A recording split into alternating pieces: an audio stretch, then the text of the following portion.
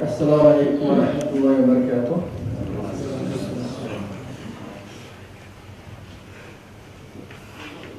Bu kısa vaktiyle başka konularda toxtalmayız fakat işbirlik temine kazançlarının ki sevgili salımı tutanmakçı bireyim.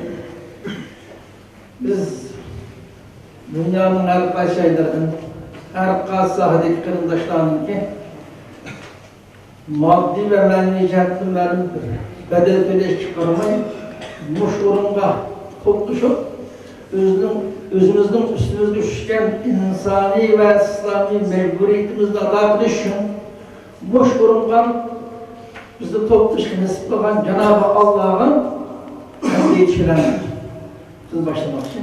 Bu bizge Allah tarafından acayip çok nimet.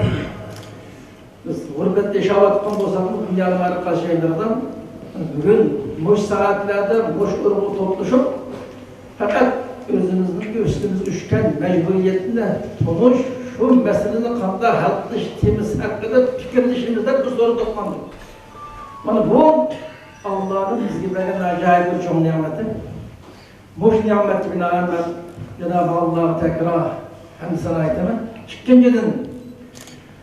Dünyanın arka şeylerden nurgulluğun kırımdaşlarımız, hemşehrilerimiz yaşadığı şulanın işinin özümüzün ki İslami ve insani mecburiyetimizi tanıp bu şeraitten her konuda bir bedel ödeşti kırmayın. Bu da Türkiye'nin boş beyitten ciddi bir siyasi askeri özgürlüklerle o yüzbir kan beyitten xatarga perva kılmasının Moşorunga dünyanın arka şeylerden nurgulluğun ustazlar, kırındaşlar geldi.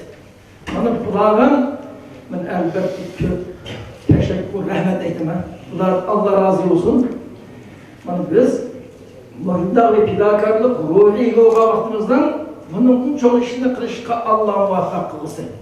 Belki dünyanın başka kırındaşlarının kısmen kırındaşlar Moşorun gidip faaliyet çıkartış arzusu boğan olsun bazı şeraitler maskemleyen buluşu mümkün ama nurgulluğun kırındaşlarının şeraiti boğan olsun mu maldan bir an seviye düşüneceğim halak yapılamaz. Ma kırındaşlara Allah köp ecir versin, köp rahmet kılsın. Biz özümüzün üstümüzü düşken mesuliyetli mecburi kanda adamlığımız diye bu mesele hakkında fikirleşin ta Norveç'ten başlayıp Avustralya'ya kadar, Amerika'dan başlayıp Japonya'ya kadar hem yerden ruhun kırındaşlar geldim. Hem benim köp rahmet, ben gepini uzatmayayım. Hem de Allah bir hayır mesele kılsın.